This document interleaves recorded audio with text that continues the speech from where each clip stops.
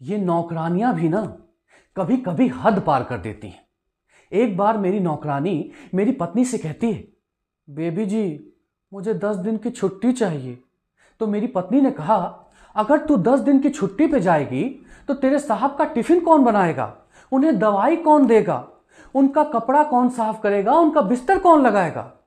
तो मेरी नौकरानी शर्माते हुए कहती है, बेबी जी आप कहें तो साहब को ही साथ ले जाओ।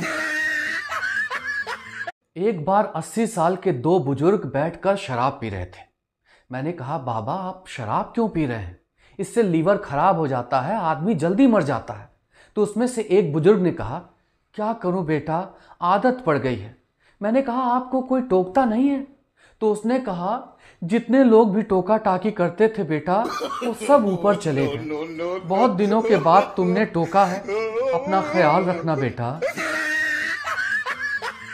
एक बार मेरा एक्सीडेंट हो गया।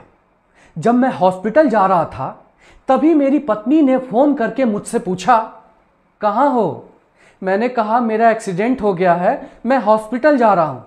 तो वो कहती है, टिफिन का ध्यान रखना, अगर वो टेढ़ा हो गया तो उसमें रखी दाल गिर जाएगी।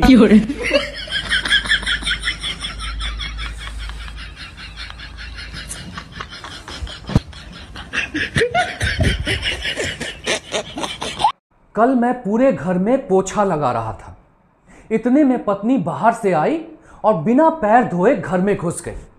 बस फिर क्या था, मैंने उसे बहुत खरी खोटी सुनाई। दब के रहने वालों में से नहीं हूं मैं। हाँ।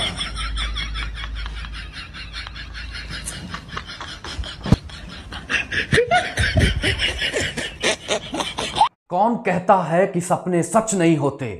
होते हैं। अगर यकीन नहीं होता तो सपने में सुसु करके देखो, जब आंख खुलेगी तो सपना सच होगा।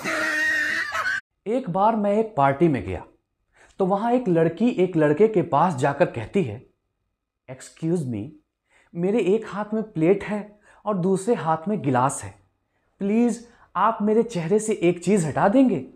तो लड़का खुश होकर बोलता है, हाँ हाँ क्यों नहीं, बताइए क्या चीज हटाना है? तो लड़की गुस्से में कहती है, अपने कुत्ते जैसी नजर।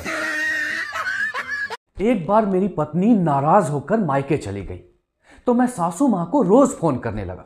एक बार मेरी सासू मां कहती हैं, तुम रोज रोज फोन क्यों करते हो? मैंने कितनी बार कहा है ना कि मेरी बेटी अब तुम्हारे घर पर नहीं जाएगी। मैंने उनसे कहा, सासू मां जब आप ये बात बोलती हैं तो मुझे बहुत खुशी होती है, यही बात सुनने के लिए मैं रोज रोज फोन करता हूं।